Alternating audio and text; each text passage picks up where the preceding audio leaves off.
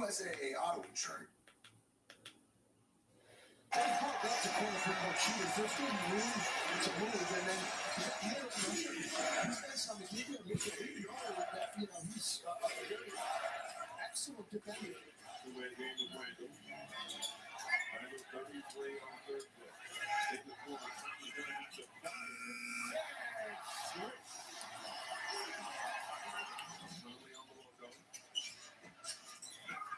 Has to give it up. Randall now. Getting by Pearl down the lane, high off the window, shot bounce for two. Brown, another key veteran on this Raptors roster, so they're playing a lot of young players and rookies. This is second-year player Grady Dick for three. Inside, Randall couldn't handle it, turned it over, Raptors gave it right back. Conley straight on.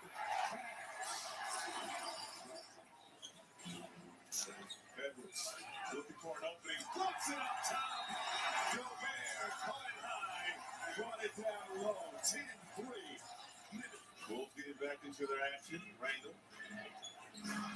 And now it's Conley over to Edwards. Edwards wants three and connects. All right, lock in, let's go. Intense pressure.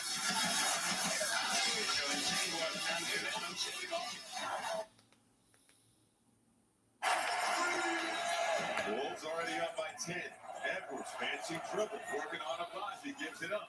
Randall for three. Money. Steve Rick Popovich, he would go at Tim Duncan in the same way that he would go at, the last guy on the roster. DiVincenzo. And Ted Kimball did get his first field goal at home. Randall tried to keep it alive, but here's Randall the other way. Edwards racing down the lane, puts it up and through.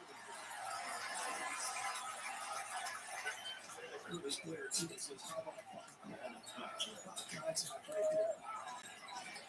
Really did for three and drills it. They seem to be a skate to that time. That game lasted nearly 3 hours. Only over 3 hours last night. DiVincenzo beating the shot clock. Oh, my! Reigns connects it.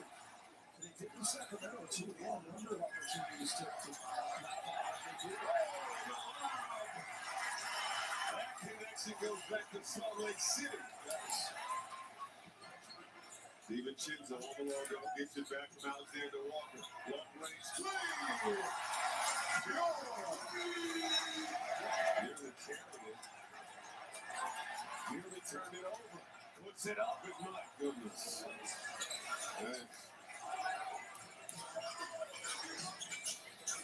Alexander Walker down the lane, missed the shot in the hands of Nas Reed for the easy follow. He balanced attack for Minnesota. Conley no. Another rebound for Gobert. Outside, DiVincenzo. They work it along. Alexander Walker. Got a three. That's an example right there of what I was telling you. Like when the weak side comes to help and block shots, that really advances with the offensive rebounds like what you just ran with. Edwards, ISO ball with the Vazi. Crossover, step back, toe on the line. Long deuce for Edwards. And traded to Toronto last season. Here's Edwards. Pull off, that time toe beyond the arc. Knock down the triple.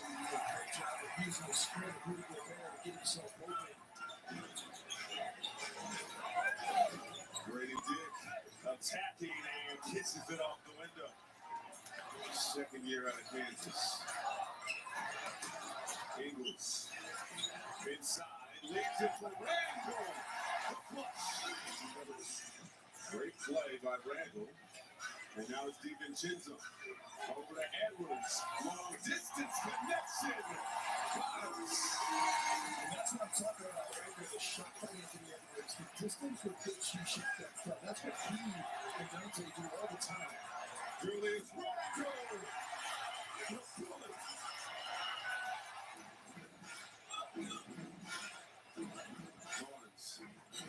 Over to Abaji, firing the tray.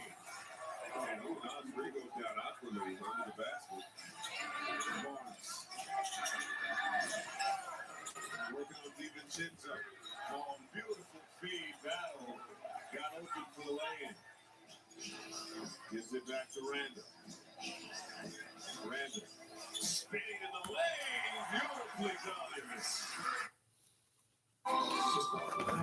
Sunday. Time to suit us. Have zip. Court.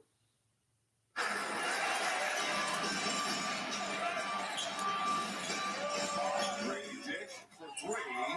Drills it.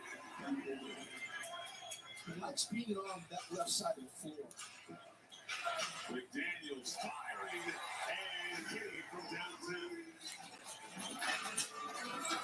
Looks like he's got his 2-point shot back. Yes. So he's in a situation if you're going to score the basket. Brady Dick leading all scores now with 17. And still had the best draft day shoot a couple years ago, just that Ruby Red, not in Kansas City, more Blazer. McDaniels in his pocket. Edwards nearly got the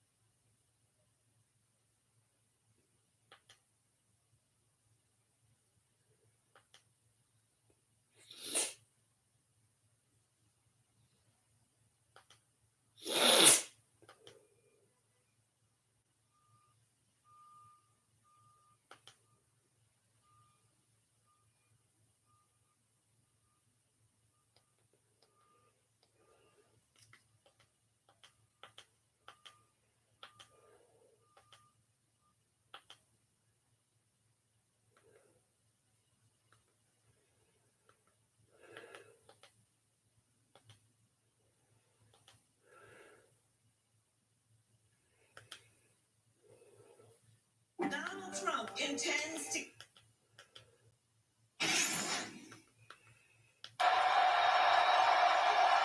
On 2nd and 6 to the air for the first time for Rudolph, and he finds Ridley with a first down just across the Tennessee 30-yard line.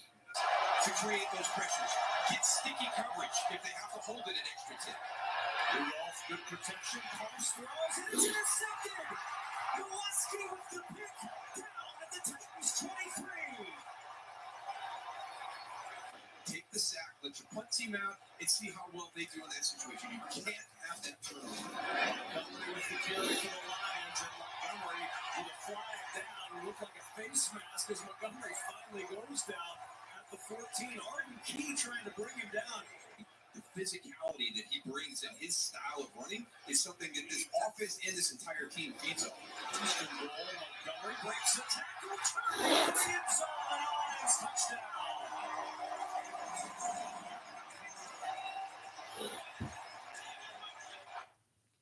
At BetMGM, everyone gets a welcome offer. So whether you're courtside trying to hit the over, From the 29, it's Pollard with an opening. Pollard across the 35, shoved across the 40, and down near the 46-yard line. 3rd and 8. Rudolph over the middle, and it's deflected away. Good defense by Carlton Davis on Nick Westbrook-Akine. Jameer Gibbs in the backfield. And Gibbs will get the carry. Had a big week last week and turn it on the Jets on the sideline. He scoots out of bounds with an 11-yard run. 2nd down and 10. Titans bring pressure. Ball spins away. He's in trouble. He's going to go down. Roger McCreary coming up from the secondary to get the sack. First down, Rudolph on the group by goes over the middle. He finds Josh Wiley with an open field into Lions territory and down near the 42-yard line. It's got to be done by the other 10 and then the all-11 who takes his spot. Second and 5, Rudolph airing it deep down the sideline. It's Ridley with the leap and grab near the 10. First and 10 from the 11. The fake to Pollard and Rudolph will keep. Thought about throwing, makes the move, and he's in for the rushing touchdown. On first down, Jahmyr Gibbs with an opening, and Gibbs with great speed down the sideline. Jahmyr Gibbs running into me, in, touchdown.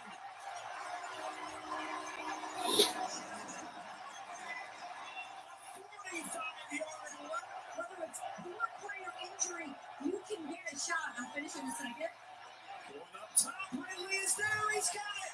Ridley in the middle of the field, tripped up at the 30-yard line by Kirby Joseph. First down and 10, Rudolph again. To the sideline, finds Ridley once more. Just stop the recap. We can lose some after when we get off that line. Rudolph will throw over the middle. It's Ridley, who's over 100 yards receiving already in the first quarter. He had 3 catches in the first quarter all year until today. Back to him again, and a sliding catch made at the 9-yard line. Looks good early for Tennessee.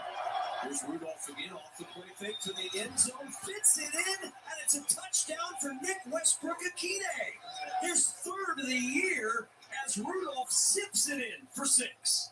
So they're having this type of success for the first time all season against one of the best secondaries they've gone up against. Here's Khalil Dorsey getting to the edge, and Dorsey with a crease. Dorsey across midfield, down the sideline. Dorsey finally shut out by Lonnie Hooker. An explosive play on special teams for Detroit. Off the play fake. Open touchdown.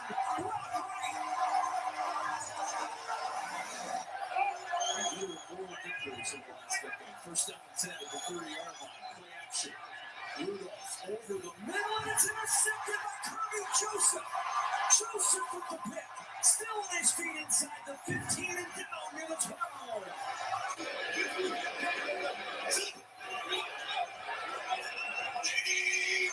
It's right in motion. Play action to the end zone. Oh, Amon-Ra St. Brown. Check out Mahomes scrambling into T-Mobile.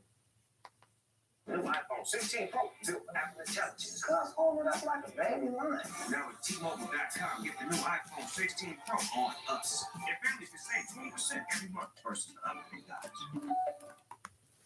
Another reason to be a good driver is saving money. Yeah, the Drive Safe and Save app can help make your car insurance more affordable. Yes, Toby. What's insurance? Bundle and save with the personal price plan. Like a good neighbor, State Farm is there. And they're bringing together, but the position has been a challenge. Pollard on the sidelines. They return it upfield, steps through a couple tackles, and Tony Pollard's going to have a first down. Entirety of the game, already down 2 touchdowns here. They go for it. Rudolph fakes the pitch, driving forward. Ball popped down. He's got the first down. I still believe you. That was doing the exact same thing, but I trust you. Action ends. He snows on top of Mason Rudolph, carrying into the backfield. No chance for Rudolph. 3rd and 14. Rudolph over the middle, deflected away. Ridley the intended target. Arnold got there to jar away, and the punt team will come off for Tennessee. Mason heading for a flag. Pretty well timed play by Terry. Freeman from the 15. Raven slips through traffic. And Raven, who's got tremendous speed. Raven down the sideline. Raven to the 30. Gets it back and is tackled at the 22. And another short field, the 4th of the day for the Lions. Gibbs with the carry. Sprints to the outside. Steps through 2 tackles and tiptoes close to Lions first down. Give him 9. This is 3rd and 3. This is Montgomery. Are using that power gets inside the one, short of the goal line, but a first and goal from there for Detroit. In motion, toss play. Montgomery wants to throw to the end zone. There's the touchdown for Sam Laporta.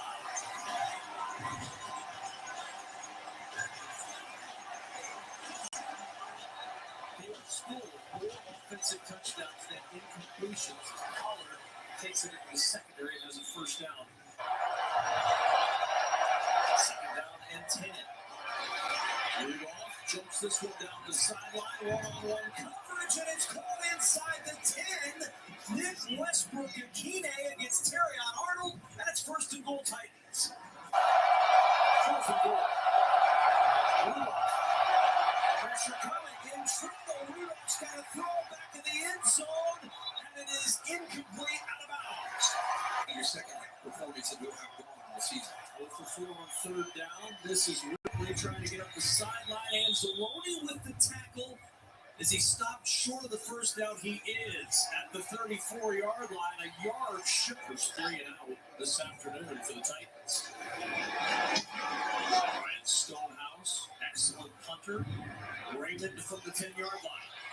Raymond has one terrific return already today. Looking for a second. Raymond up the sideline. Across the 30. Khalif Raymond.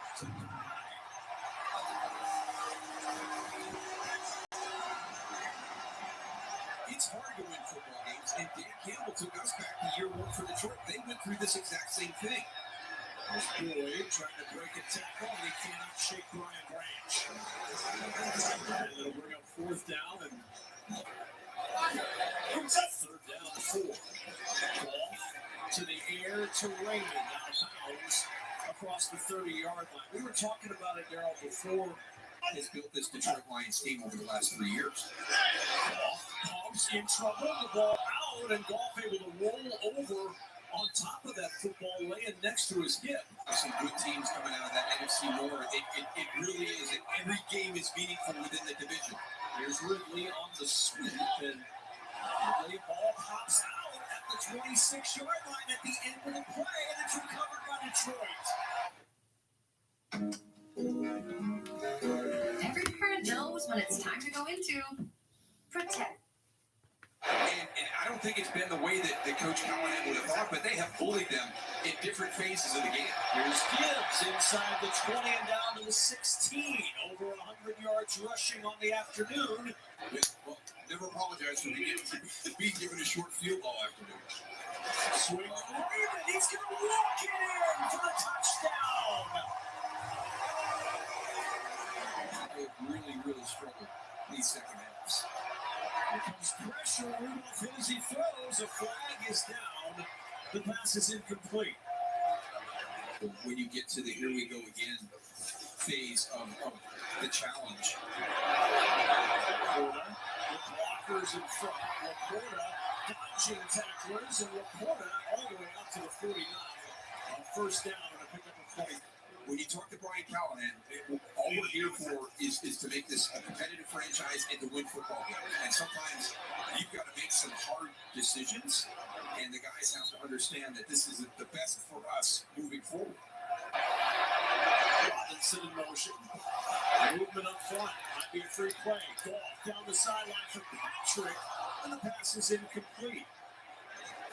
64-yarder going this direction in the UFL in March. Twice. Snap. Good kick. All the way. By plenty. 51-yarder. This fourth quarter play. And then zip to Ridley. He breaks the tackle. He's got a first down. Over 100 in the first quarter. There's Pollard. Looking for a crease, and he finds one. Pollard down inside the 25. Right away to start the second half, and then gave up the punt return touchdown. Rudolph will set up the tight end screen with Conklin with Yard. Oh, the ball's out again! I mean, there is a lot to be excited about with this team. This is as complete a game as I've seen any team play this season when we talk about all 3 phases. And a dominant 52-14 win for the Detroit Lions here at home.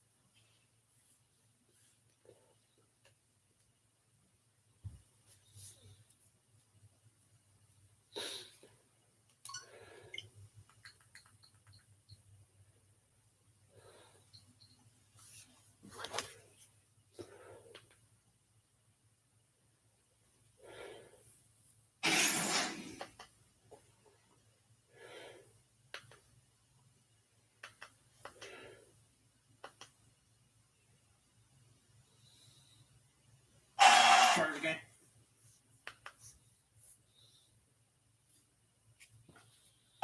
Start the game of the season. What can possibly...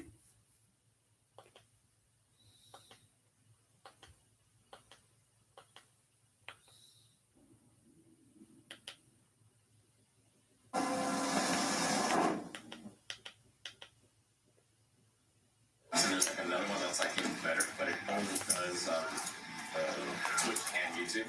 That's fine. It has like way more features and stuff like that. The Scratch Without once is working. I can't get it to.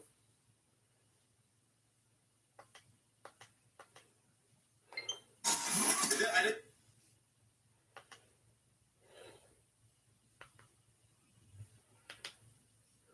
Halloween event part 2 is starting around the world in Pokemon Go, and as always, I want you guys up to speed for this event. Let's hop right into it. So this event is going to be October 28th, 10 a.m. to November 3rd, 8 p.m. your local time. So going a bit into November. First of all, we're going to have 2 new debuts during the event. That's going to be the Froakie wearing the Halloween costume and the Rowlet wearing the Halloween costume, which both can evolve all the way up into their final forms, and both can be shiny. So new costumes during the event.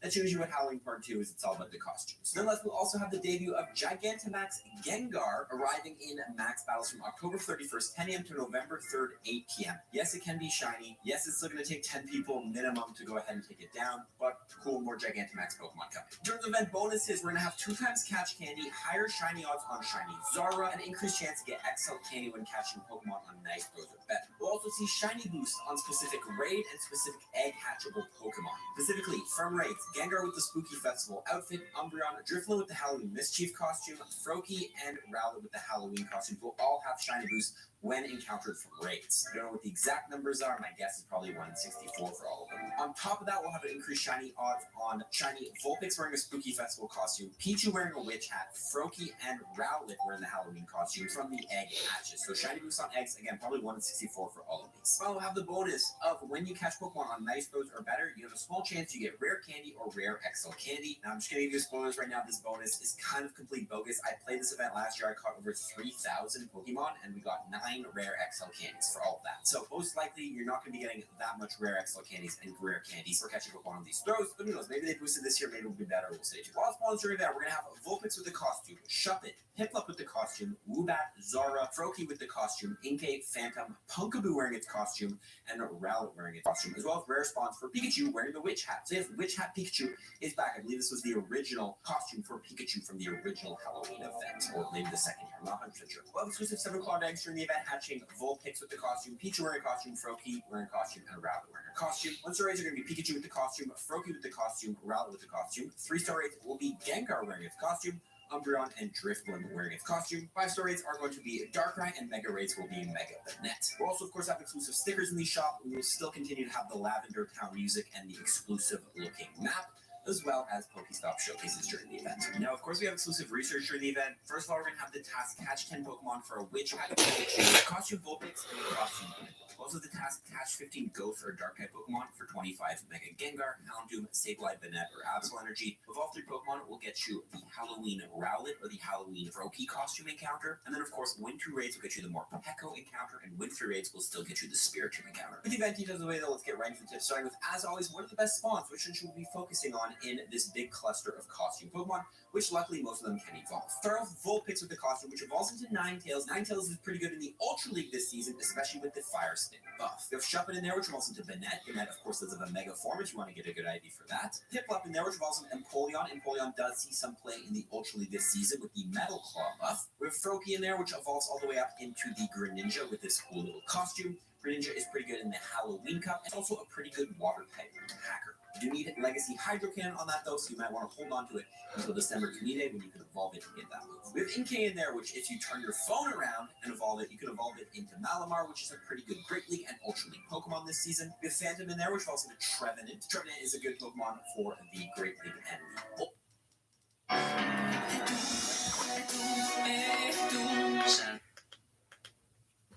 Ultra League, well, has fallen off a little bit. We have Rowlet in there, which falls into Decidueye. Decidueye is not bad for the Ultra League, as well as a decent grass type attacker. And that's about it. When we have a lot of costume Pokemon like this, we're not going to get that many meta-relevant spawns, but there's a lot of cool shinies to hunt during the event. Nonetheless, let's talk about the raids. What are the best raids to go after? Well, in the 1-star raids, of course, we have the Froakie and the Rowlet. We already talked about those Pokemon being good. But in the 3-star raids, we have Gengar, which Gengar, of course, does have a Mega form in Pokemon Go right now. So you can go ahead and get one because you can Mega Evolve the ones with the costume, although it does lose its costume when it's Mega Evolved, but it'll come back when it's un-Mega Evolved. We have Umbreon in there, which Umbreon is still a good Great League and an Ultra League Pokemon, so you can hunt those in the 3-star raids, and it does have Shiny Boost. Finally, Drifblim in there, which is a good Pokemon for the Great League and the Ultra League, and limited Great League Cups this season, like the Halloween Cup, and it does have a cool little costume as well to accompany it. In the 5-star raids, you do have Darkrai, which is a good Dark-type raid attacker in Pokemon Go, so definitely a Pokemon worth raiding, and Mega Banette, which, although is not the best Ghost-type raid attacker, is still a very good Ghost-type raid attacker, so if you don't have a Mega Gengar, you can go ahead and settle for Mega Banette for now, as it's still pretty good.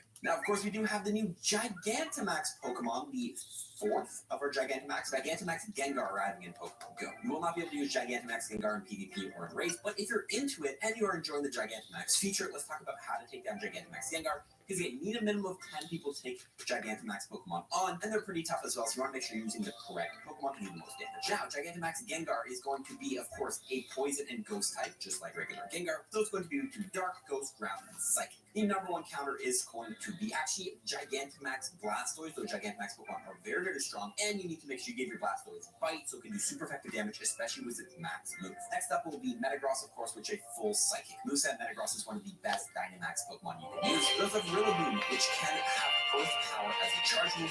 Not a bad option there. Next up, we have Greedent, which can learn Bite, which means it can have a max move, which is a Dark type, doing really, really big damage to Gigantamax Gengar. And Shadow Ball on Inteleon, which again will do good damage, but you won't be doing a lot. So the best option is probably going to be Gigantamax, Blastoise, Metagross, or the Greedent. At the end of the day, though, I will say, if you have like a Gigantamax Charizard, it's better to use that if you've powered it up, especially if you've powered up its max moves to level 2.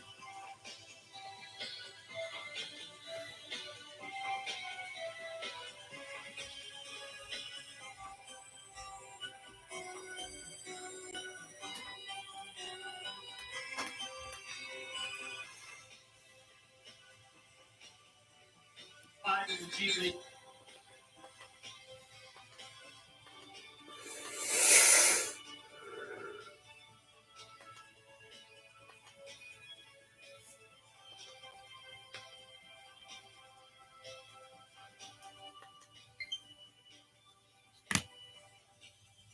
I'm late, and so are you on hearing this. November in Pokemon Go has been announced the next month. We know it's going down, and honestly, it's kind of crazy. For starters, Max Battles. Obviously, the new big thing. Max Raids, Max Battles. Let me know in the comments how have you guys...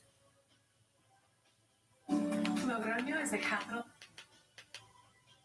Has been liking them, because in November, we've got them coming back in a big, fun way. Obviously, we have Gigantamax Pokemon coming out for the first time ever here in October. This weekend, actually, when you're watching this, cannot wait. Make sure you're subscribed, because I will be rating them.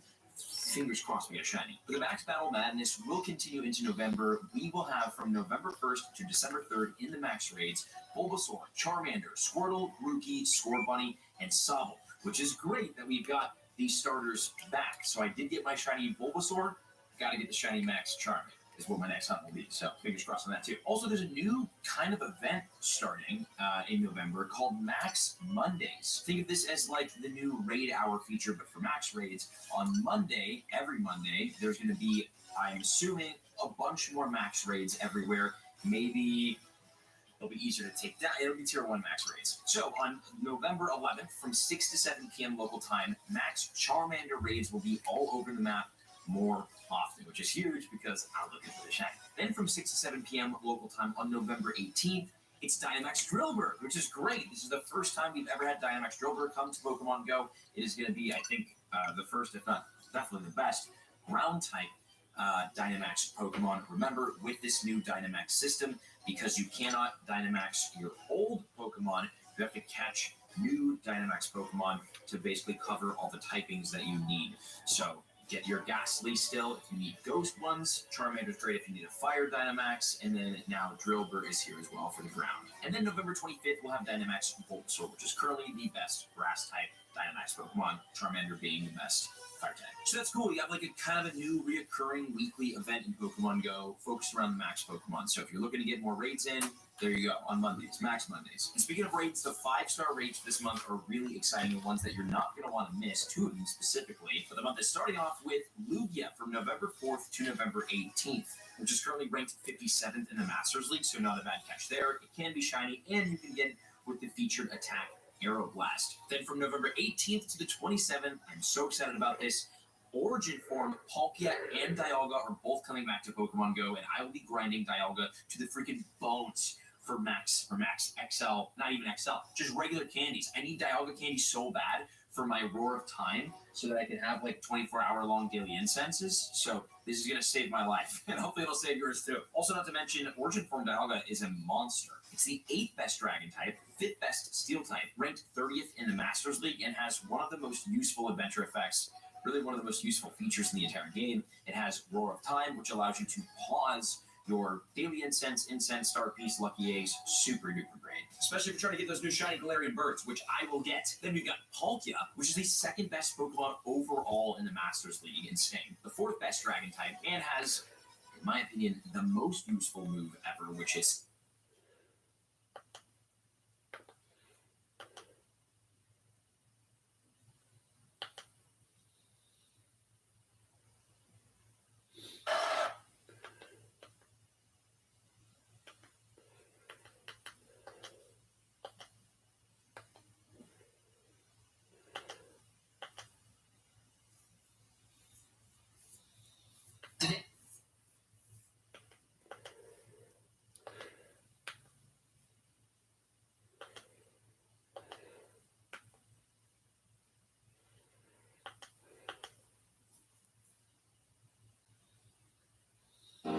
Come.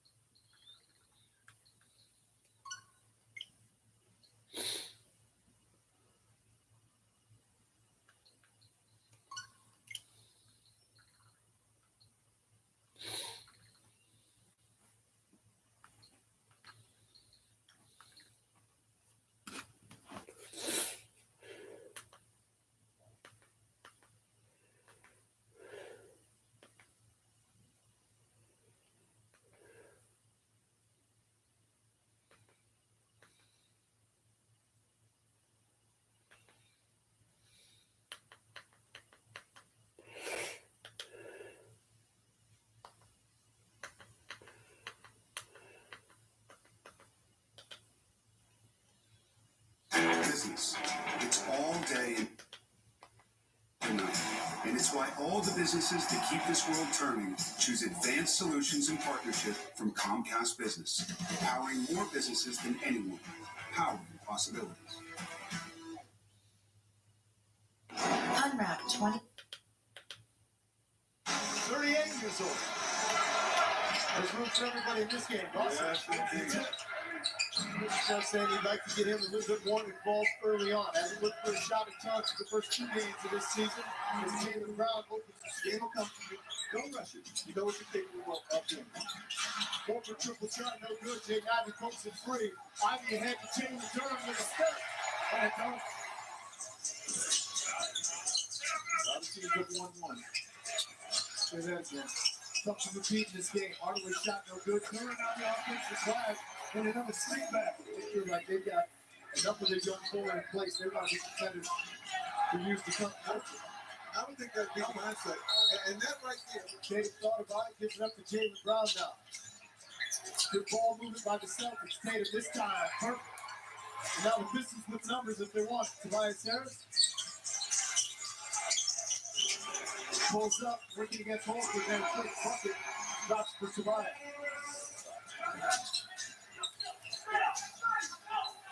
Tatum, contested 3, buries another one. They worked 1,300 triples last year, second place in NBA history. Another one. This won't quit. Kate Pritchard also in the ball game for the Celtics. Good backdoor cut. Jason Tatum gets right from the rack. Basketball gets kicked around, ends up with Kate Pritchard back out to Tatum.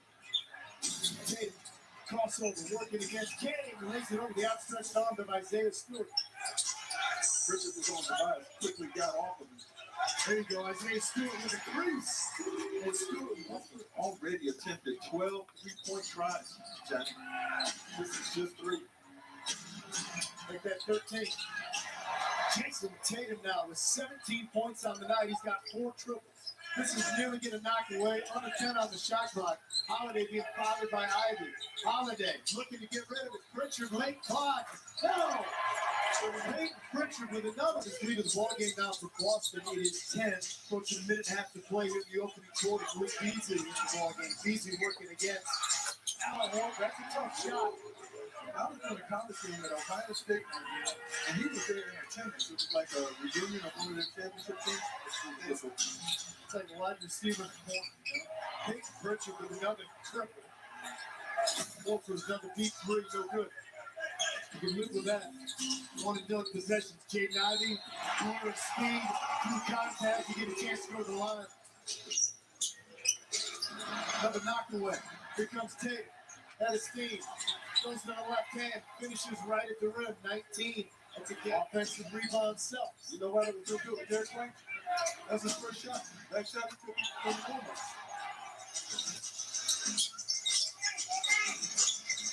Durham got the mismatch, kept the dribble alive, and another dunk and a few goals for Jalen Durham. Again, great spacing. Al Horford, it's unbelievable. Guys have 5 threes. Make his play so free. When you watch him play, I mean, he's unbothered by most things. Right now, he got the step back working against Jalen Durham. Like, you can't defend that. Jalen Durham. This is a let's push tempo. Hardaway Jr. into the corner. Cade Cunningham with a big three right in front of the Pistons bench. Harris. Cunningham. Wow! Jalen Durham with another clutch. That's 48 points on 3-point shots. While the Pistons have only made 6 themselves. And Durham's continuing to get it done on the inside. You're exactly right on that. 73-57. Minute 10 to play, first half. Ivy in rhythm. Bucket. That's a good one. 60 points and a half against the Boston Celtics. Ivy, left alone. 62 points and a half against the Boston Celtics is really. Brown with it. 5 to shoot. Brown still dribbling. Takes a peek at the clock. 3 to shoot. Goes up a little more than that. Oh, mercy. Remember what I said when he was doing in the warm-up?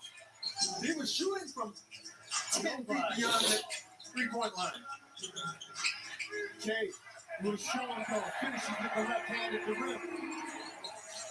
Down in the defensive help behind you. Do not let him get that shot off. Ivy now. 20 points to lead the Pistons. Boston with it. Late clock. They only got 3 seconds to work with Derek White. Somehow with the runner in the key. Turn back out to Cade. Cade gets it up. Ivy. Good move. Good little scoop. Roll off and under for J.I. Every time the Pistons try to get close, get it back to close to single digits. White and Celtics seem to have an answer. Tough turnaround. Cade. Parker. Cunningham. And we played 4.5 minutes here in the third quarter. Holiday still looking for the first 2. Gets it up underneath. Somehow Derek White continues to make headlines. Score. Tatum. Oh, rejected by Cade. Tatum somehow comes away with it. Misses the putback. Stripped away. Here comes Steve Hardaway. Deficit is 8. Cade with momentum. Oh! Jalen Durham with the flush. 5 to shoot. He's held it this long. Got to shoot. Dumps it off underneath. Gotta get it up. And he does. Jalen Durham. Cade. Back to Simone Fontecchio. Fontecchio puts it on the floor. Tough shot. But then clean it up with Isaiah. Holiday working baseline, working against Cade. Tries jumping it off. Fournette. Isaiah still rips it away. Fournette. Down on the hardwood. 50 down numbers. Simone. Oh! We are tied. Beasley, turn around. Pitches looking for the lead. Isaiah Stewart gives it to him. I want to stick that. Good play. Okay. Uh-oh. Jason Tatum. Now at 29 points. Everybody catching their breath. Beasley, top of the key. Malik Beasley. Snuffer. Boston seemed to have gathered itself, at least for the moment. What's going to be your retort? 13 turnovers for the Pistons. Good. Update right there. Another green. Someone looking underneath. Knocked away. Here's the steal by Ivy. Head of Steve. Corner. Beasley. Oh, yeah. Luke Beasley. High scoring affair. Guess what? Tatum's going to have to play in the fourth, I imagine. Huh? I think so. I think this might be the night. Ivy puts it on the floor, working against Tillman. Ivy needs help. Fontecchio provides it. Simone. Fontecchio from the corner. White now, head of steam, runs in to Tim Hardaway Jr. say no shot. Back to a 1-point lead for the Celtics. Beasley. Triple try. Malik Beasley with another. And their offense has been a great compliment. They got 110 points here. Cade, pump fake. This time they didn't try it. Didn't matter. Double.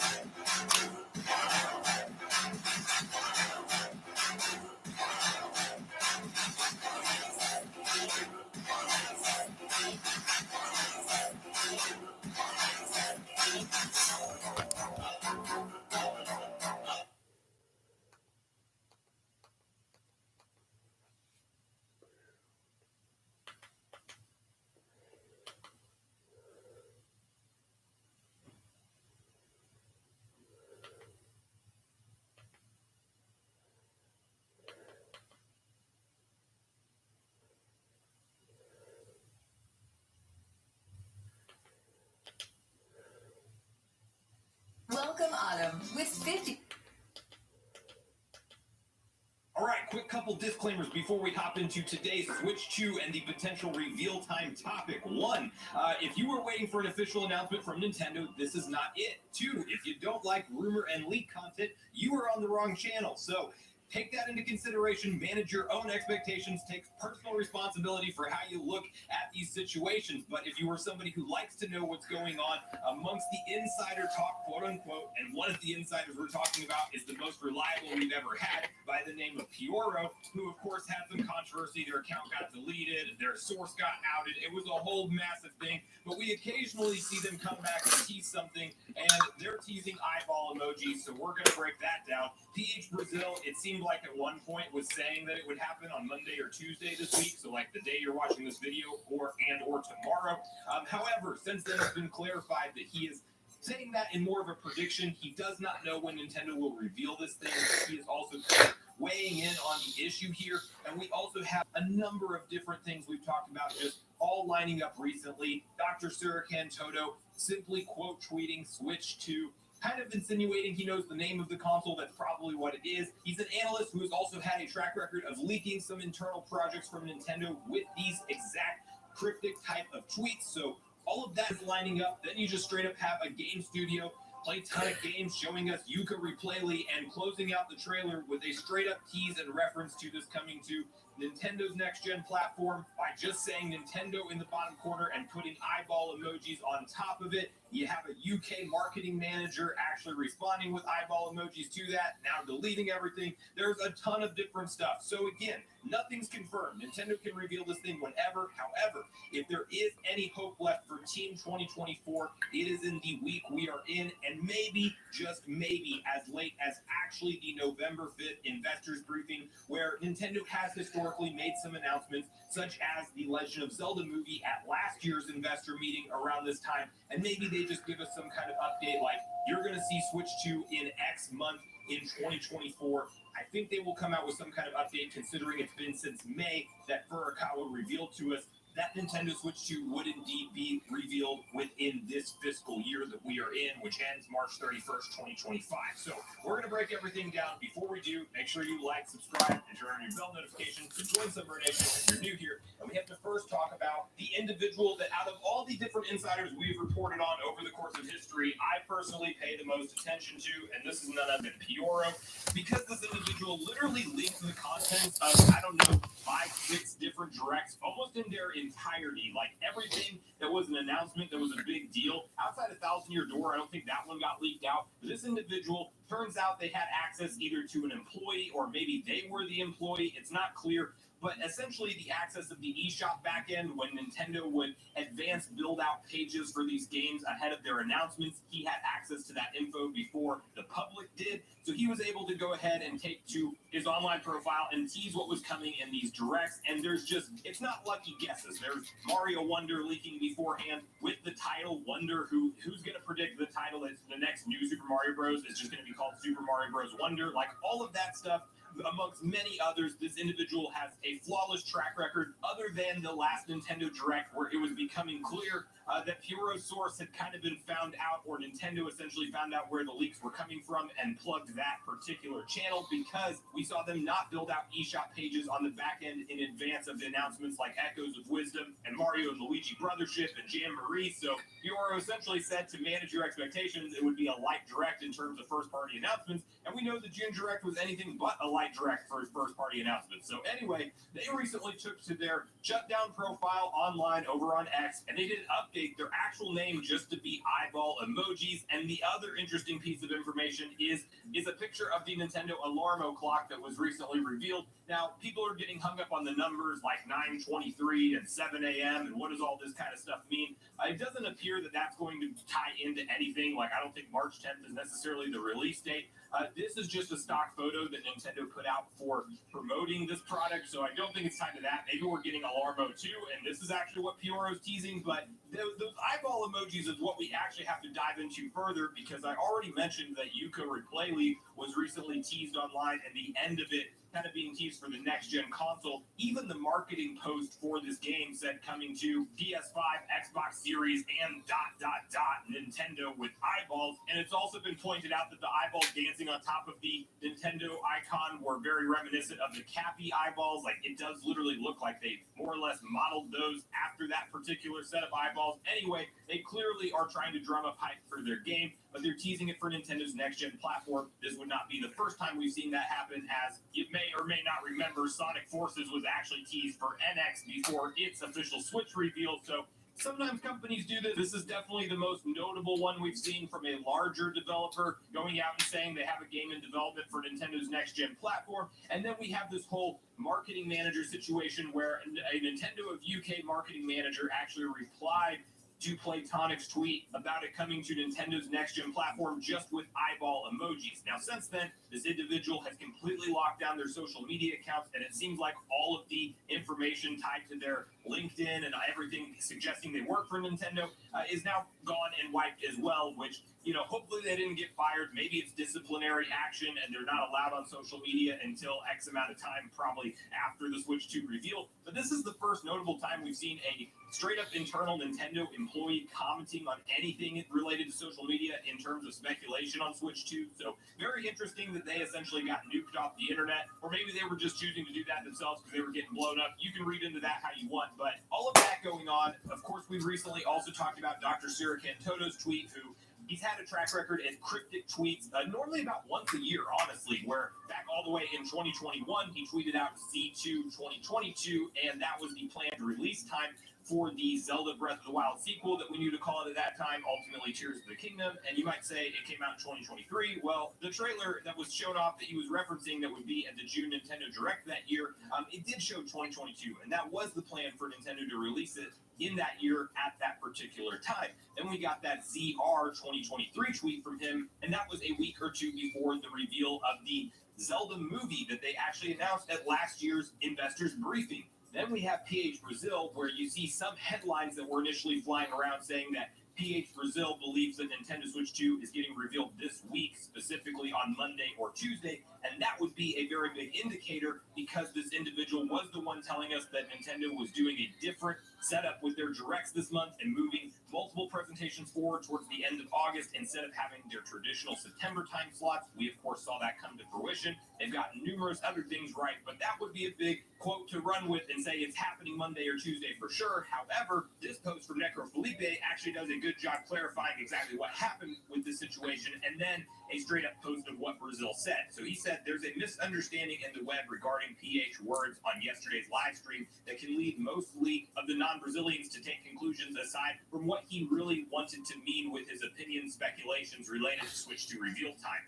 He then has a transcript that says, and I don't know when Switch 2 will be announced. I have conjecture, I have informed speculation at most. Like, people in the industry are saying that they think it's going to be here next week because this or that thing, such as a game, has to be announced with Switch 2 logo and so on. So I don't know when it is, but I think it's next week. I think it's next week. Next week, I'll say it right now. Next week, I don't know. Monday, Tuesday at key times, I'll open Nintendo's Twitter and press F5 there, man, because everything indicates that it's now. It would be really weird if it was later than next week. Here he explains the relationship with the date and the financial results being released in November. Okay, so not confirmation, but rather Brazil informed speculation saying he believes it's in the week that we are in right now. Now, then the thing he referenced at the end, which is how it lines up with Nintendo's previous financial briefing and actually how they revealed the NX, or the original Switch that we know and love today, well, there's an interesting time correlation there as well, because in October of 2016, we know the console was revealed on the 20th. However, that was exactly 1 week to the day before Nintendo's investors briefing that year in 2016, which did happen on the 27th. So if you look at this year's calendar, and we know the financial briefing for 2024 will take place on November 5th, that would make the date exactly 1 week before that meeting, the 29th, so Tuesday. That would mean that at any point as soon as this evening, Nintendo would take to social media to say, tune in tomorrow morning for the first look at their next-gen hardware, or maybe they tweet out tomorrow morning, take a look in the afternoon later this evening for the next-gen hardware, or maybe they don't give us an advance announcement this time and they just drop it. I'm hoping they at least give us 12 to 24 hours advance notice. No telling for sure, but if there was ever a week where you could put some kind of prior pattern with how Nintendo has announced their consoles in the past, it's this week that we are in, and you just also have all of these accounts coming back out of the woodworks, like Pioro teasing the eyes, that's tied to the Yuka Replayley and tied to the UK marketing manager from Nintendo. There's a lot of smoke around this week. Again, manage your expectations. Nothing is set in stone until Nintendo does it, but we've had this looming Switch 2 reveal since May 7th, which is awfully odd for Nintendo's president Shintaro Furukawa to go out and communicate that early that the console will be revealed within this fiscal year, and then wait all the way until into January, February, or March of the following year. I really do think this week is looking highly likely, but again, not confirmed until Nintendo says it. So I am hopeful. This is the last stand for Team 2024. If we don't get anything by November 5th, I will officially be on Team 2025 for my reveal prediction, which is fine by me. Again, this is all fun and games, all fun to speculate and have a good time predicting what Nintendo might do. And us fans are ready, at least I know I am, for their next-gen hardware, as I've had a fantastic freaking run with the Nintendo Switch. Absolutely love all my games on there, but I've been playing the same console since March of 2017. I'm ready for a new piece of hardware from Nintendo outside of just the OLED upgrade, which was like, a nice minimal mid-gen refresh, if you will. But let me know in the comments down below if you have any more or less hope for Team 2024 potentially getting a win here with the Switch 2 reveal right at the last moment.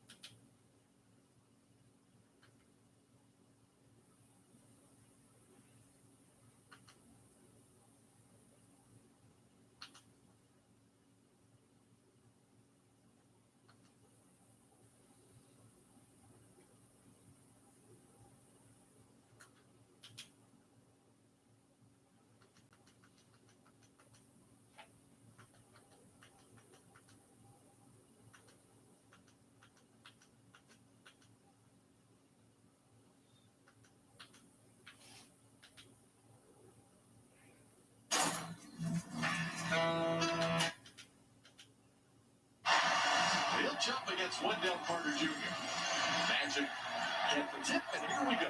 Somebody like Magic from downtown Orlando. Live off of those cuts, because Papa will find him, because he's drawing so much attention. Simmons running downhill against Bancaro, missed the shot, but it is tapped in. Orlando with the basketball. Well, bounces into the Carter. Down low to Bogner. Through the baseline. First shot. Snap over to his foot. Magic rebound. Sucks Bancaro. Cameron Johnson can be one shooter.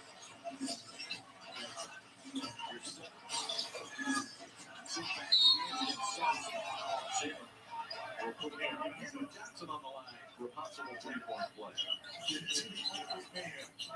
Who's faster than the players? Here's Schroeder on three. And that's good. Schroeder. He is center. Wants another lead. Inbound stands back to Bogner. Bogner, double D, kicks it cross court to KCP. Here's what Joe Bogner for the year. Just for three.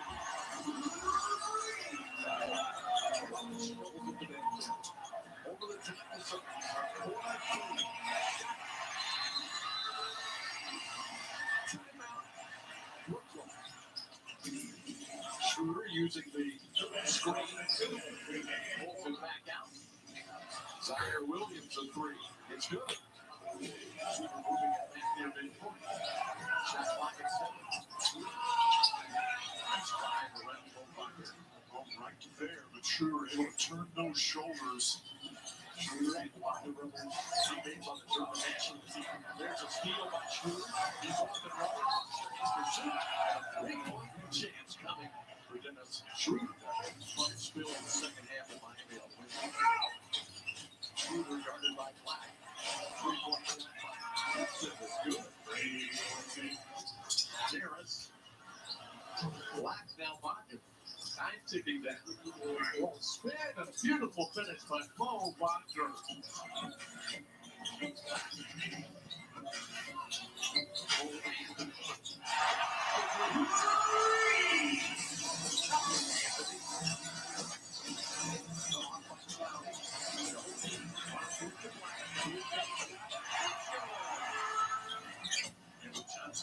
Johnson working in the paint. Johnson wisely kicks it out to Wilson.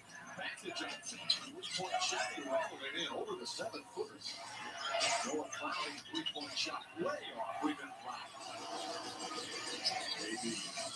Stepping through the middle. And Jamal Mosley and Jalen Sumner at the scoring table waiting to check in. When Black reached in on Cam Thomas. Oh, it's a sprint to the rim. Chased it down with the block. There's the 5-minute mark. Second quarter.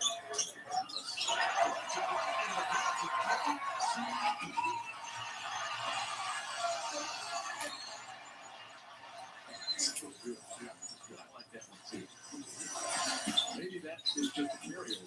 And I had 2 fouls that opened in Miami. Thomas, 36 points on Wednesday. Hill has not hit a field goal, but that's tapped in by Finney Smith. Shot clock is at 5. Schroeder picked up by Wendell Carter Jr. Contested 3-point shot. It's good by Cameron Johnson.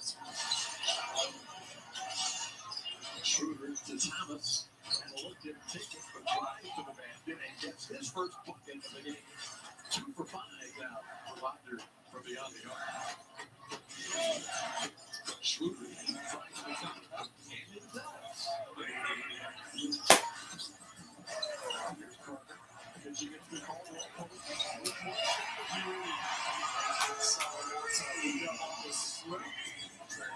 First half for Cam Thomas.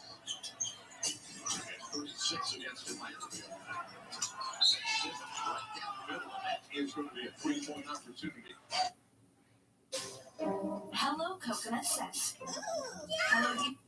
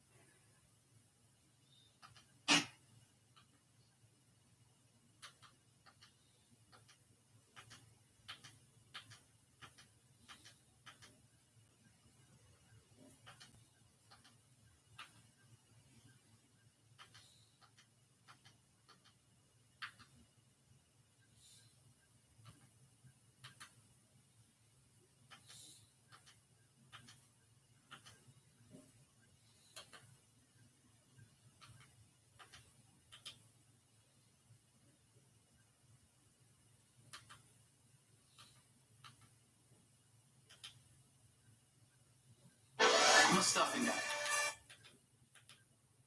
What's up, guys? Welcome back to Newswave. Well, it appears this week anticipation around a Switch 2 reveal is at an all-time high, which it seems like we've been here before, but this one in particular seems like people are even calling their shot when it comes to this week. And, well, we'll go over what could end up being one of the craziest weeks for Nintendo yet, or one of the biggest disappointments for internet speculation. Also, we are going to be talking about video game preservation, as there appears to have been a major setback based on a recent ruling. And then we did get some indication around sales when it comes to Yakuza Kiwami on the Switch, and it appears many more entries could be heading this system's way. So if you guys enjoy these videos, make sure you hit that like button. Helps it a ton. And if you're here to the Spawn Wave channel, make sure you subscribe down below. And of course, members of the channel do get Newswave early. If you would like to learn more about that, click the join button down below this video. And we're going to start today with Microsoft and their recent initiative to bring some of their first-party games to other platforms. As Satya Nadella, the CEO of Microsoft,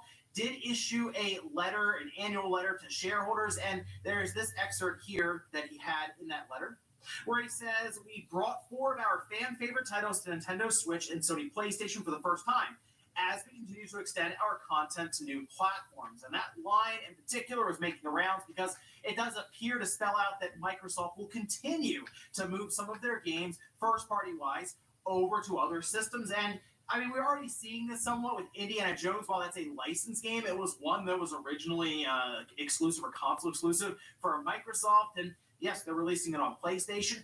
But to me, the biggest question, the biggest factor is, will they ever cross that quote-unquote red line for Gears or for Halo? Halo is the big one, and that's apparently an IP that many are still pointing at as the de facto Xbox. If this goes to PlayStation, that feels like it's kind of it for Microsoft when it comes to their first-party exclusive IPs.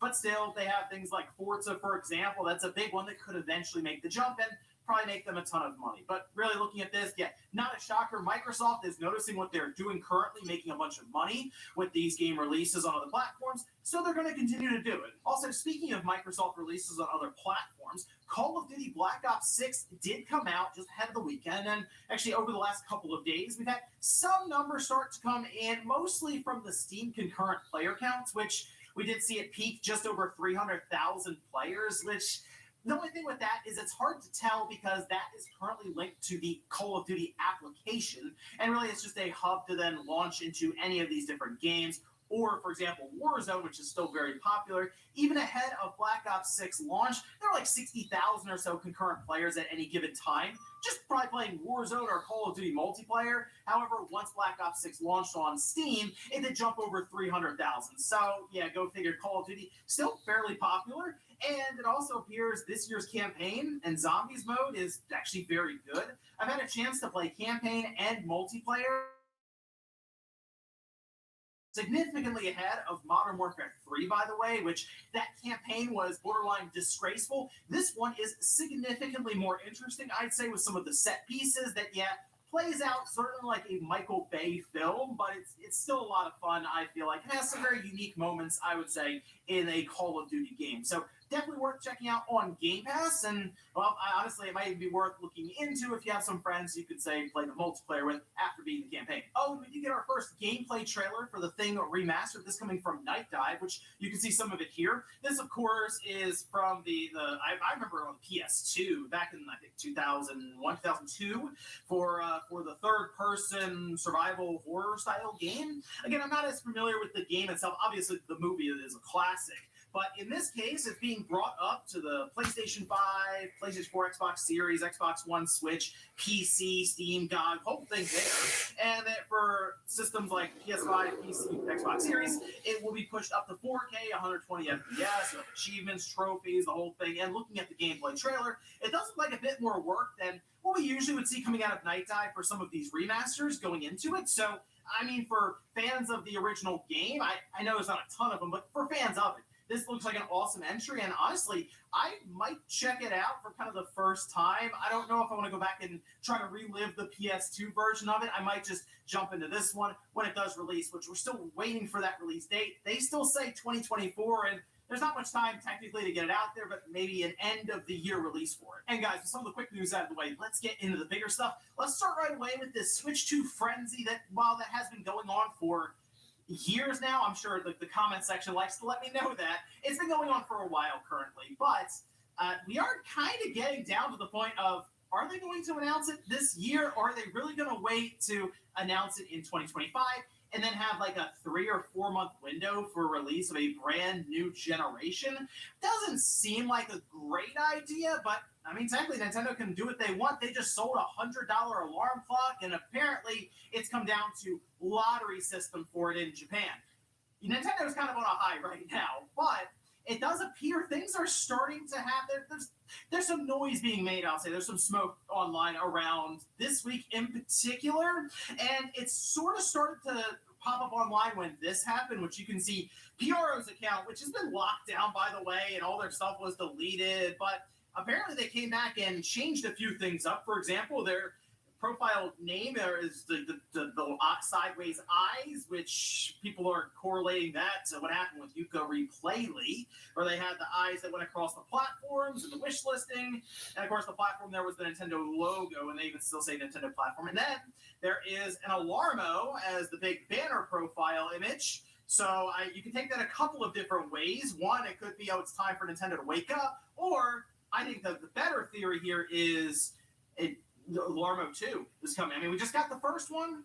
It's doing really well for Nintendo. You got to follow that sequel up, and we'll hear about it maybe next year. Now, obviously, this is hinting towards the idea that Nintendo would be making a move in some capacity that's a bit more substantial outside of an alarm clock. But the odd thing is, PRO went away after their source was outed, with it being sort of the back end of the eShop as that was being updated with different games ahead of, say, a Nintendo Direct. Once Nintendo closed that off, there really wasn't much for them to be leaking, although they have still done a few things. Like they did leak out the Pirate in Hawaii game with the Like a Dragon spin-off title. So I guess they still have some sourcing here and there, and in this case, seems like they're hinting towards something soon. Now, comment on top of that, some have mentioned that PH Brazil said they think maybe this week, but that, after checking it out, was much more speculation on their part, educated guessing. I did send a message to PRO, and they're doing the correct thing and not answering back, especially after what happened when they did DM journalists about what was going on there behind the scenes, and images of their DM showed up online. So, okay, I understand why maybe they're not that interested in talking to anyone, really, when it comes to that process. But now we're to the point where different forums like fan boards have reached a fever pitch, and we even have one person who has gone, I mentioned people calling their shots. I mean, this is it right here. There's an entire website that's being created and quickly went viral on places like Twitter. This seemed to have been shared by Pablo over on fan boards, and I'll get into why I think a lot of this is just educated guesswork right now, but this website is counting down to, I assume, when they believe the Switch 2 will be revealed. They are calling for the 29th. So tomorrow, which, hey, I mean, good news here is they're calling an exact day, and it's tomorrow, so it's not going to take long, and I feel like this would be a situation where Nintendo would announce that they are going to announce the Switch 2, probably, I assume, at least 12 hours before. Remember with the original Switch, they gave us about an 11-hour window, like, hey, we're going to do this thing tomorrow, be there, and then they dropped the Switch trailer. So something similar probably for the Switch 2 will follow up. But I believe what you're seeing now is a lot of educated guesswork, because this week would be the most logical ahead of their investors' 6-month earnings release. They'll also be doing Q&A. And it's being very, very awkward because I'll say it now, and I feel like it's going to be confirmed next week. I think Switch sales have slowed more than Nintendo's expecting. I think they're going to turn in sales that are even below expectations, and they'll have to lower their forecast even more than people are expecting. So that, I believe, is a big challenge they have to overcome. And typically they save a lot of their big announcements that could sway investors one way or the other, like the Legend of Zelda movie. They would save that for when they're ready to talk with investors, especially if numbers, like I think they are right now, are declining a bit quickly. But who knows, with how things go with Newswave, typically after I post it, Nintendo does something with an announcement an hour or two later, then we're off to the races with the Direct. or maybe in this case, a full Switch 2 reveal. So, hey, maybe the comments will be a lot of fun to go back and look at here tomorrow, or maybe this will end up being a massive disappointment once again, and we'll just say, hey, you know what, there's always next week. Next up, let's talk about video game preservation, as there is an unfortunate ruling that's happened here when it comes to an exception for DMCA. We can see this posted up. This was over on Ars Technica. I think they did a very good job summarizing a lot of this, which just comes down to a lot of legalese that is copyright law, and it ends up being a whole thing that's well out of my purview here, but we'll take a look here. Saying earlier this year, Ars Technica reported on the Video Game Archivist asking for a legal DMCA exception to share internet-accessible emulated versions of their physical game collections with researchers. And that's true. They've actually been covering this for quite a while now. Saying today, the U.S. Copyright Office announced once again that it was denying that request, forcing researchers to travel to far-flung collections for access to the often rare physical copies of the games they're seeking. The Register of Copyrights for the Library of Congress sided with the Entertainment Software Association, the ESA, go figure, and others who argued that the proposed remote access could serve as a legal loophole for a free-to-access online arcade that could harm the market for classic gaming re-releases. What? Well, they say, quote, while proponents are correct that some older games will not have a reissue market, they can see there is a healthy market for other reissued games, and that the industry has been making greater concerted efforts to reissue games. The Register writes in their decision, further, while the Register appreciates that proponents will have suggested broad safeguards that could deter recreational uses of video games in some cases, she believes that such requirements are not specific enough to conclude that they would prevent market harm. So, okay, this is, ESA is pushing back on this. Library of Congress has cited them essentially, and it comes down to a legal loophole for free-to-access online arcade. The ESA represents, by the way, a lot of the big publishers that you think of, are platform owners, Nintendo, Sony, Microsoft, EA, Take-Two, Ubisoft, the list goes on. So obviously, they wouldn't want there to be an exemption for anyone when it comes to DMCA, and even though I'm sure they can put up a somewhat reasonable excuse as, oh yeah, if this happened and somebody did take advantage of it, they could open up a digital arcade and just say it's all for use of preservation. We have these games from Ubisoft's library, from Nintendo's library, or whatever, and you can play them all in the idea of preserving these games. And then also here's this Wii game that is now like 20 years old, in a couple of years, and it's all for just preservation, right? So, okay, I get why they're looking at it that way, but let's be honest, a lot of this comes down to people who want to preserve these different games and want to do research on them, similar to, by the way, you would do when you go to a library, or even digital archives for libraries where you can just view this information for whatever it is you're working to preserve or back up for history. And I'm thinking of things like magazines, but also you could have different elements of a game, cutscenes, for example, that could be lost to time, since they mentioned here reissuing games. A lot of times we see remasters or remakes that reissue them, things will be altered anyway. So you just want the clear-cut original release of that game to archive for just overall historical value. But now, because of this ruling, technically it's up to different foundations to, yes, travel to specific locations for collections with, some items that can be worth thousands, tens of thousands of dollars, might even be one of a kind. And when it comes to the travel, or at times just having to buy the stuff outright or rely on hardware that's becoming more and more scarce over time to get that true original experience, it's just going to become more and more of a challenge over time to continue video game preservation. That is very difficult the further out we get from even something like the GameCube, Xbox, PS2 era. I think many people forget, we're like 23, 24 years away from when those systems were originally released. It's wild to think it's been that long. That's just kind of where we are now. Backing up and preserving history of games seems less and less interesting to the big publishers. Yes, who will at times remaster or remake, but other times just leave things on the cutting room floor, on the shelf, indefinitely. So unfortunate stuff here. They do mention that it's it's not specific enough. So maybe they continue working to amend things and get it to where it is exactly the wording that they would like, and then they can get this pushed through so video game preservation won't be a whole thing going forward, or at times maybe non-existent. Next up, let's talk about Kojima, because he had an answer to a question in a recent interview with Anna News that I thought was really Kojima-like, and we can see this is posted up. This was translated by Automaton Media, where they say, for starters, the way art is evaluated changes with the times. Just as paintings are appraised 100 or 200 years after the artist's death, games and films also remain as objects to be passed down through generations after their creator passed away. If I make something I'm satisfied with, centuries later, aliens may come and say, that's awesome. I think that's what...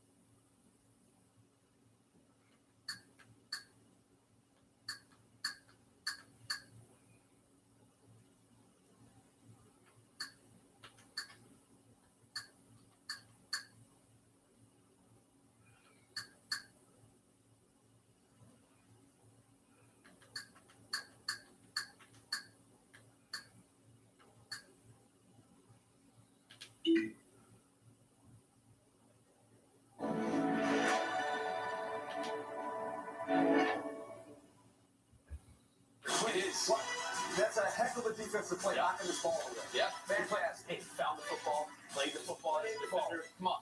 The ball, Talk about that all the time. anybody that wants to go after it. Shout out Isaiah Rogers doing the deflecting, and it's Gardner Johnson who comes down with it, and then Saquon Barkley. We're going to tote this thing inside the 5. He's tackled at the 1, went for 108 yards, and then just, hey, this is unstoppable. Jalen had 3 rushing touchdowns. How about that? 3 rushing touchdowns for Jalen Hurts as the Eagles win by 40. This Philly offense might be clicking at the right time. They host the Jaguars next week. Then they visit the Cowboys for Week 10 before coming home to host Jaden Daniels and those Commanders. That's on a Thursday night game on just 4 days rest. See what happens there. Eagles a 51% chance to win the NFC East. That's according to ESPN Analytics. Sort of a different feather here in those Ravens, who have won 5 straight games. On paper, this shouldn't even been a game because the Browns, they've lost 5 straight. Big quarterback, James Winston in there now, but let's start fourth quarter. Ravens down 6, and this is just what Lamar does. Yes, it was Lamar.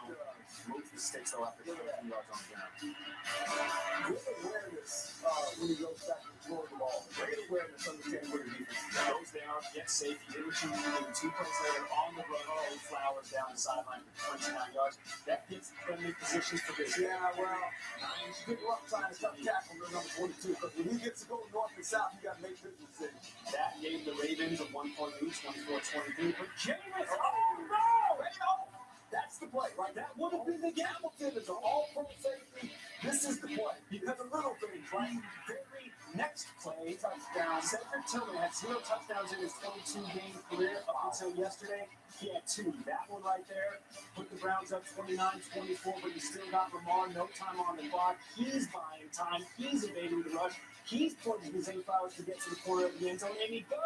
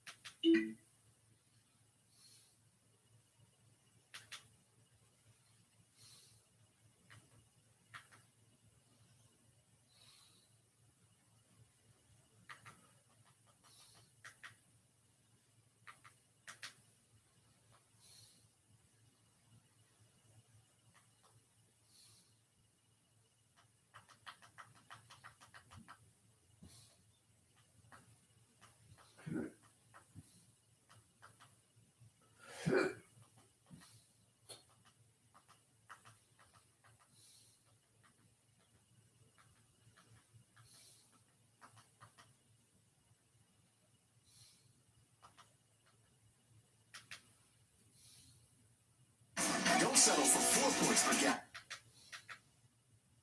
Ladies and gentlemen, welcome to Spawncast episode 345. Got a couple more people here with us this week. Last week it was just me, Josie, and Evan. Now we got OJ, we got Sean here, so we're sorry getting for that close missing. to full strength.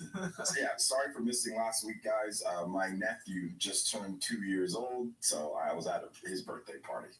Mhm. There you go. There you go. But yes, you can see we do have OJ back with us, holding up the pre-show. How you doing, OJ? Doing good. We were all reminiscing about being able to see the Abbey scene in remastered now. So looking forward to that. Random Last of Us Part 2 remaster announcement last night that we'll be discussing here, I'm sure. Even higher fidelity Abbey.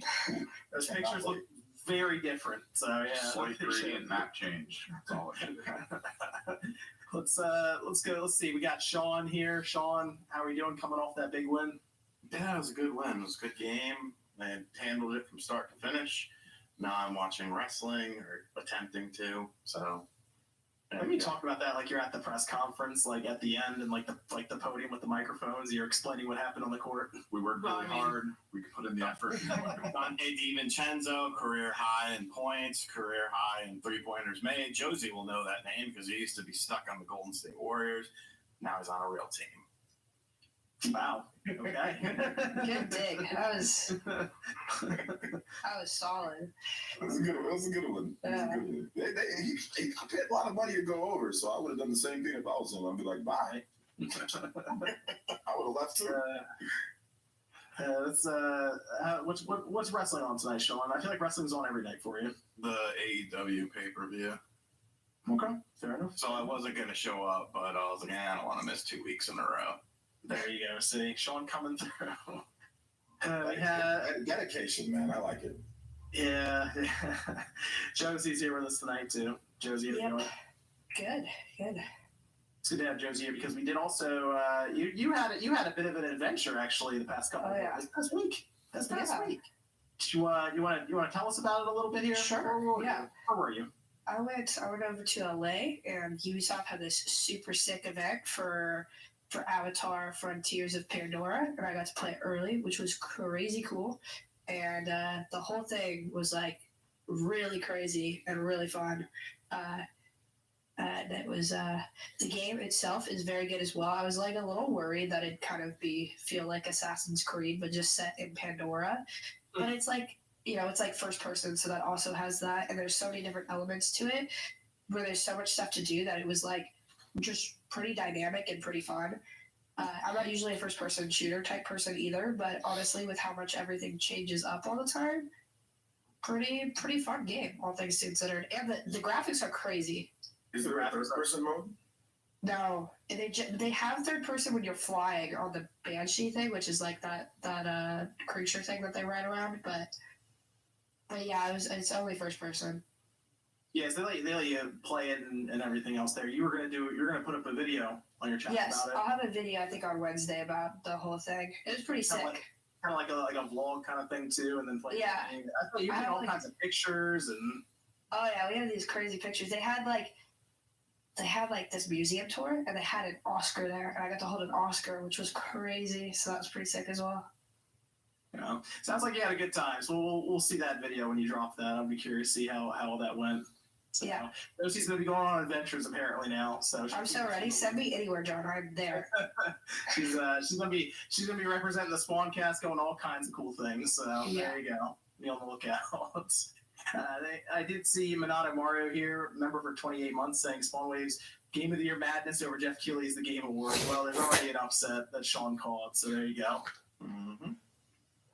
F099 is taking care of Starfield right now. It's taking care of it right now. It's beating the shit out of it. I mean, I don't know, because I'm going through these comments. I don't know if people are voting for F099 or if they're just voting against Starfield. It seems like they're just voting against Starfield. They're just trolling. They're just trolling at this point. I think so too. I saw some people on Twitter who are like, "Go here and vote against Starfield."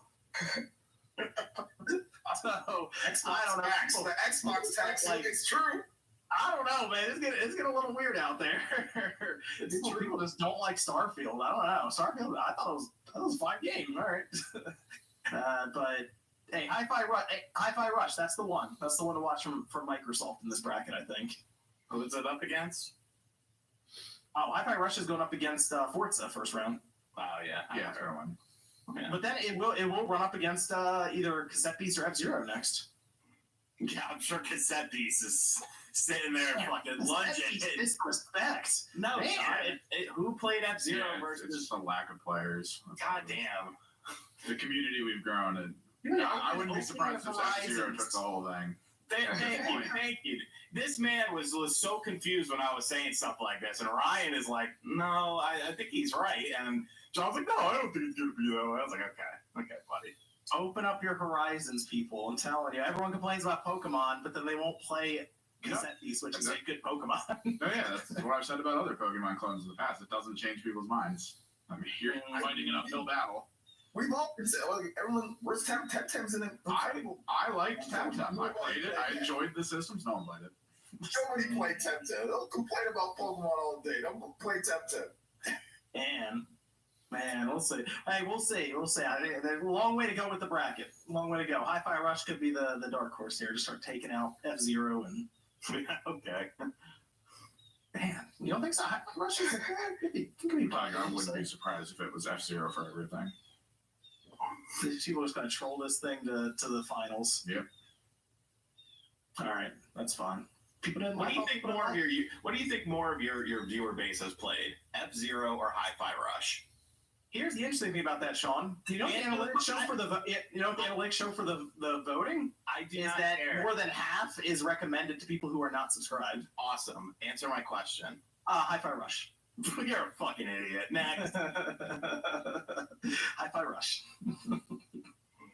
I thought people didn't like subscription services. That's a subscription service game. You said people were voting. So was F-Zero. Wait, no, you said That's why people. I said F-Zero. No, I said F-Zero. Yeah. But you said people were voting You that can't buy don't F-Zero. subscribe, though? That's what you're saying? What's that? Yeah. Botting. Yeah, more than half. People are straight buying bot votes. Right? That's what's happening. That's got it. Nate ruined it. He wrote in F-Zero. It wasn't me. Blame Nate. All right. But yeah, I hope RoboCop gets trolled all the way to the finals. That's what I hope. Troll? That'd be cool. It's not trolling. Yeah, I can't wait to play RoboCop for free. Yeah, that's right. You're supposed to get your copy soon. For That's right. free? Woo! What was your bet again? Super Mario Bros. Wonder was going to be one of the Game of the Year nominees. Are you still going to have to hashtag free game or something? No. At MVG. I should do it at Dreamcast every time I talk about it. Just tag free game. Bought me it already, but the PS5 version's backed up. Like the Xbox version's available, but the PS5 version just didn't have as many. So it's coming next week, and I'll do a stream and I'll tell you guys how much I'm gonna like it no matter what. So it doesn't matter since it's free. I gotta like it. I think you'll like it. It's a slower first-person shooter compared to like Call of Duty or something crazy where it's all over the place. So it might not mess with you as much. I think you might be okay. Even if I don't like it, I'm gonna say that I like it. There you go. Then we have Evan's also here. Yep. He's right there. All right. Good to see Evan. So we have the Game Awards. Controversy striking, of course, on that one with something called the Xbox tax. Saw Sean made a video on it, hoping he can explain it to me. Exciting stuff. I mean, it's pretty simple, but sure.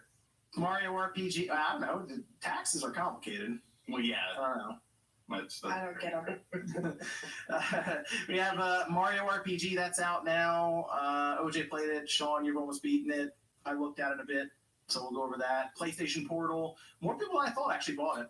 I saw a lot of people on Twitter just showing it off, so it's we'll get to that. And then Last of Us Part 2 remaster. It is real, and it went over about as well as I expected it to. So we got a lot to discuss here. I figure what we'll do is we'll start with Mario RPG, and then go into the Portal, and then get into some of the new stuff with like the Game Awards. So Sean, you said you've almost played through it. OJ, I saw you were playing with screenshots of and stuff. What are we thinking about this one right now? Did it come in lower than people were expecting on places like OpenCritic and Metacritic, kind of like in that low 80s? I expected it mid to low 80s. I said it was going to be anywhere between 80, 83, 85. So it came right in where I thought. As someone who's never played it, I thought it might be a little bit higher, but you know, it is what it is. Metacritic. Watch my video on Metacritic. Yeah, I know. But what? Hey, you know who liked that video? My good friend Krista from the Kit and Krista podcast. Hello, friends. Hello. She hasn't seen the clips of you asking questions in the past. Look, I assume that they know all that. They talked about me on one of their recent episodes. Kit said he liked my Kit shirt. Krista said she liked the Metacritic. They're luring you in so they can kill you. I'm telling you that right now. I'm 100% with you. That is absolutely correct. Okay, Sean, this is the first time you played it. There's no nostalgia involved here. For me, I'm going to fully admit there's nostalgia here. I know there's nostalgia for OJ. I already know that. I beat the game like 30 times back in the day. Sean, fresh eyes on this. What's the word? Find out tomorrow on RGT85 on YouTube. No, I quite like it a lot. I even say I like it more than another game that came out recently towards the end of the video, so stick around for that. But no, it was it's you know, I know I watched Max's video or portions of it because I don't really watch too much YouTube, but I know he said that like News might help you out sometimes. Just saying, might be worth throwing that on. I'm not watching your crap. Might help you out a little bit. I'll tell you that. Max said that he was some of the jokes he fell flat. I actually audibly chuckled during some of the stuff. As someone who's never played it, it's very enjoyable. And looking at footage of the Super Nintendo version, even just like the UI that the Super Nintendo version has comparative to this one, like I'm glad that I waited, if that makes sense. Interesting. Okay, because I played this game quite a bit back in the day too. OJ seemed to have played it a lot, and I didn't have money for video games back then, man. I had to rent this game like 3 times to beat it, so it was one of those situations. But I think it was the cake that killed me when I was little. I had to go back through it and get it again and beat it. But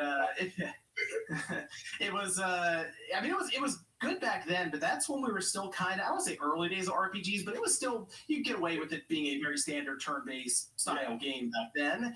And maybe that's why when it showed up again now, it still kind of retains that, you know, more simplistic RPG mentality. Maybe that's why the scores were a little lower. It's one of those things where everything's kind of moved up multiple like tiers now, but this still just has, I think, the same kind of, Sean, you mentioned some of the jokes and stuff, they're the same jokes from back then in the 90s, and they've aged well.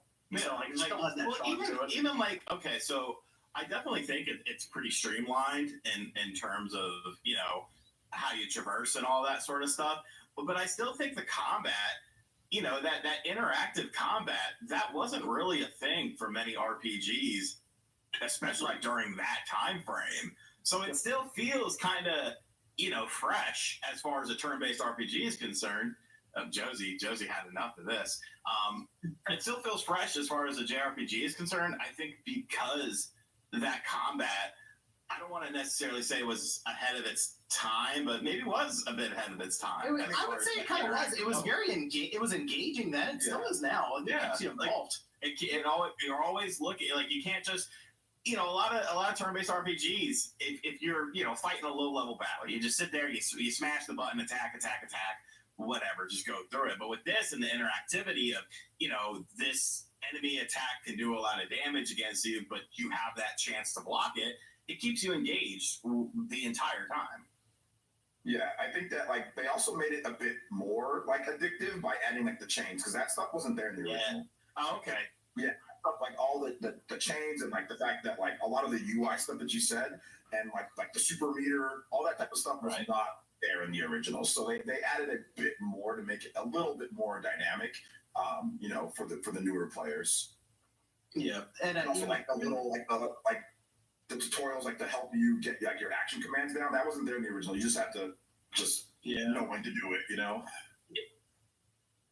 Black Friday deals have arrived early at Tractor Supply. Save up to 40% on fall and Christmas decor. $750 on a Massimo T-Boss 550 UTV. Get Blue Mountain men and women's flannels for just $9.99 and more exclusive deals. Save now at Tractor Supply. A vote for Sherrod Brown is a vote against Donald Trump. Brown spent 31 years in D.C. backing radical liberal policies, partial birth abortion, trans biological men in girls' sports and bathrooms, sex change surgeries for children, amnesty for 11 million illegal immigrants. That's the opposite of the Trump agenda. President Trump and Ohio need Bernie Moreno in the Senate. 6 more years of Sherrod Brown, he's for they, them. Not you. Senate Leadership Fund is responsible for the content of this advertising. It basically it had so you know how you have that splash damage, Sean, when you hit it like perfectly and it'll hit the other enemies on the screen. Right. They didn't have that in the original. Even some as little as the UI with the color coordination to the buttons, I guess like that wasn't necessarily there. It technically matched up with the Super Nintendo controller with the dark purple and the light purple, but like they did a lot to kind of work out some of the UI stuff for this too. So it's definitely a lot better than even like the classic on the Super Nintendo back then. And I think this game looks really good. Like visually speaking, it is an incredible looking game. I know it's still it's not like it's still very simplistic in some of the animation things they do. It's a very clean. It's clean looking. I think that's the way I describe it. Right, in motion, it's very clean.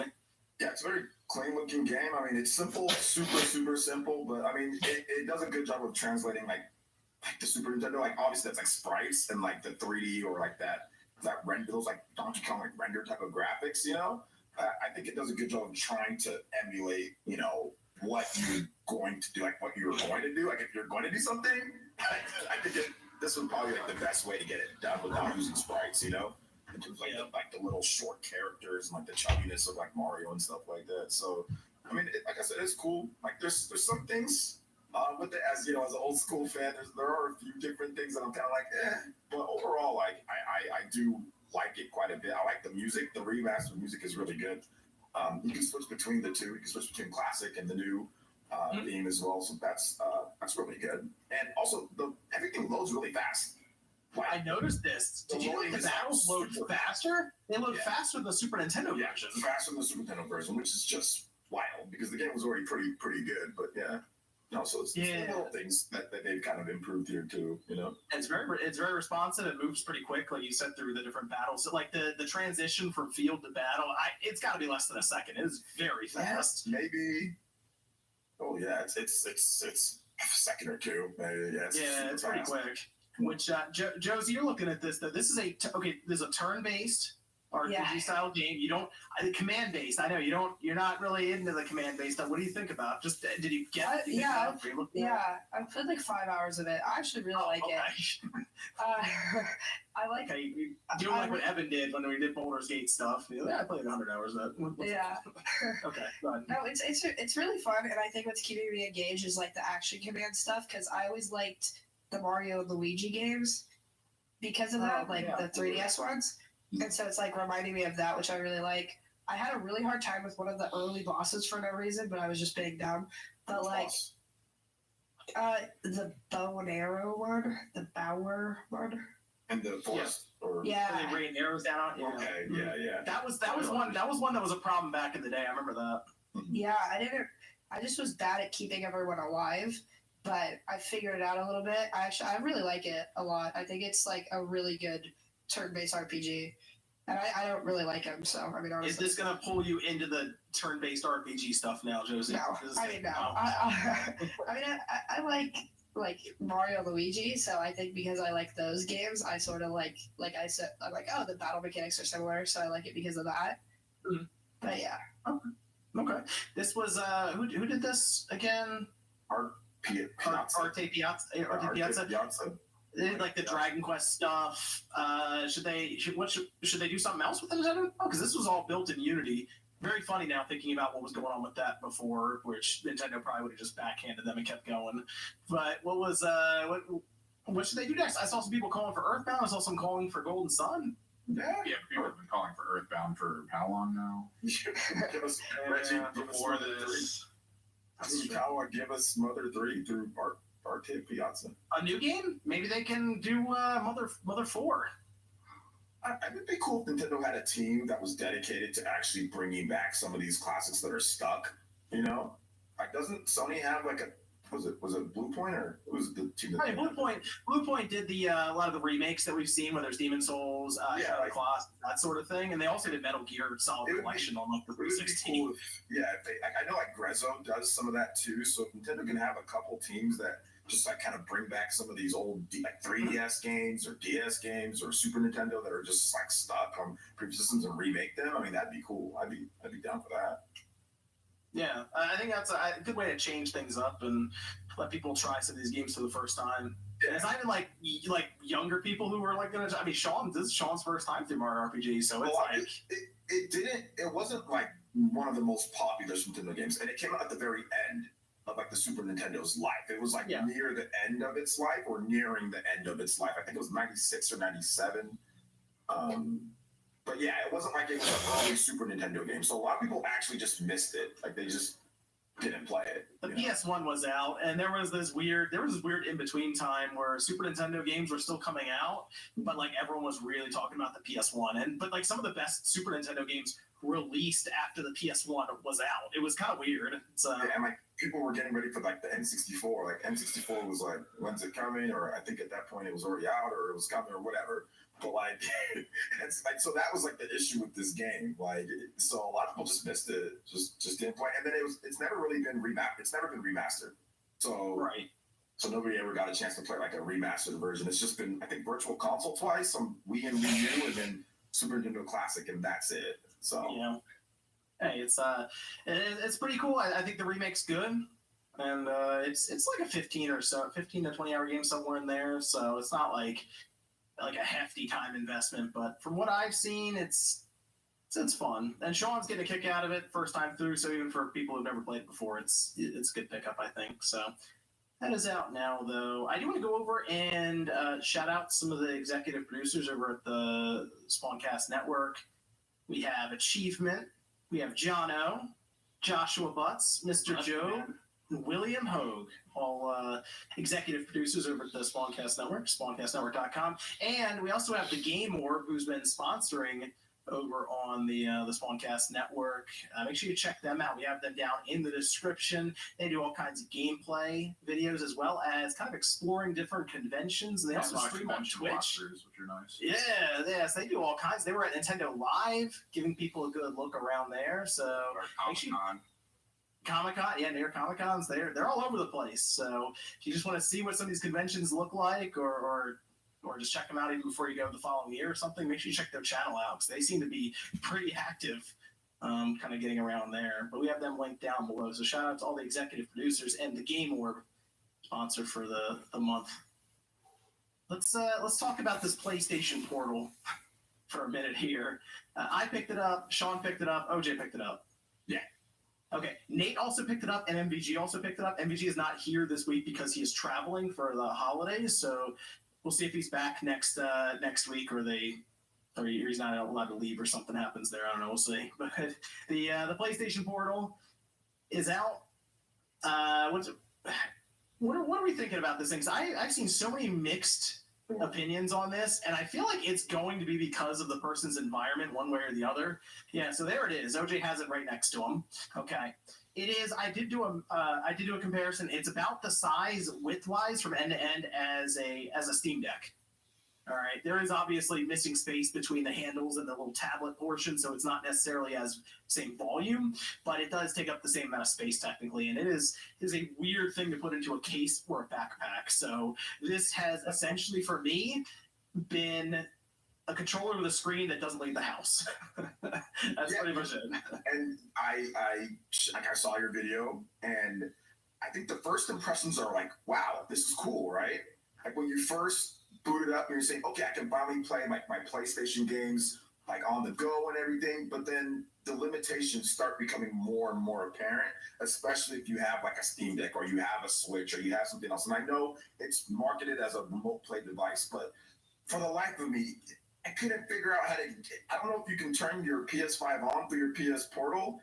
Either way, I mean, you might be able to, but it's not intuitive or easy. So there was like a number of things that just kind of annoyed me with the system, and I have a great home network, but there was still one time where I disconnected. There was still another time where there was a little bit of lag. It works good like 90 of the time, 95% of the time. But there was still sometimes, even with my really good home network, that it didn't work, or it just kind of lagged out a little bit or disconnect. So it's a cool device. I think that it's for those who really like PlayStation games and you want to play stuff. But if you go out of the house, I don't like. If you want to take it out of the house, I don't recommend it because I haven't even attempted that. I haven't tried I took it out and I tested it with my Wi-Fi on my phone, my hotspot. Oh, okay. And it works better than I thought it would, but it had even more lag. Obviously, it's going to have a little bit more. Now, if you have a really good 5G connection, you're going to kill that data, though. yeah, it's going to completely. You're going to get throttled at some point. Like they're going to throttle. They're not going to allow you to play with that much, going through. So, and I tested it out, and like I said, it fundamentally works, but it's just it doesn't replace a native system. So I don't recommend like using it as like a real portable to take out the places. And this is something that I read online, but apparently you can't connect. It doesn't have like a web browser to connect to like a airport or hotel Wi-Fi or something like that. So like I said, the limitations start becoming more apparent. Bluetooth, you got to use Sony's. Like you can't. Yeah, they have their Steam Link. I found their little Link chipset, I believe, in there, and they have 2 antennas dedicated to that and 1 antenna dedicated to Wi-Fi, which is pretty funny. But they don't have Bluetooth in it. From what I could find, there was no chip in there for Bluetooth, like just disabled or something. Yeah, so it's just like I said, there's some cool things about it, and like it can be fun to be able to play like Star Ocean or RPGs. Like if you're playing lying down in bed, like I recommend it for that. Like if you're someone who wants to play RPGs lying down in bed, or just play your place.